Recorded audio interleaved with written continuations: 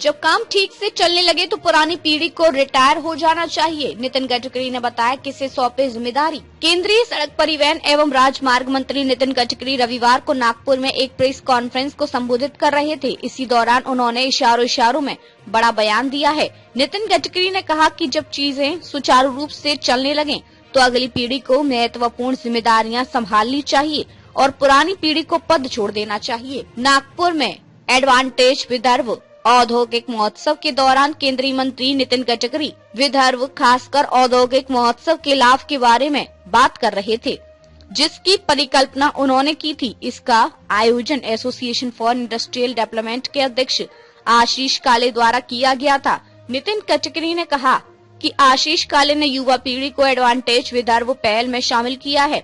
मेरा मानना है कि धीरे धीरे पीढ़ी में भी बदलाव आना चाहिए। आशीष के पिता मेरे मित्र हैं। अब हमें धीरे धीरे सेवानिवृत्त होना चाहिए और जिम्मेदारी नई पीढ़ी को सौंप देनी चाहिए और जब ये व्यवस्था सुचारू रूप से चलने लगे तब हमें भी सेवानिवृत्त होकर कोई और काम करना चाहिए। गडकरी ने कहा कि एडवांटेज विदर्भ एक्सपो का यह तीसरा वर्ष है जो 6 से 8 फरवरी तक नागपुर में आयोजित किया जा रहा है। 3 दिवसीय आयोजन का उद्देश्य विदर्भ को भारत के औद्योगिक मानचित्र पर एक मजबूत और उभरते विकास केंद्र के रूप में स्थापित करना है।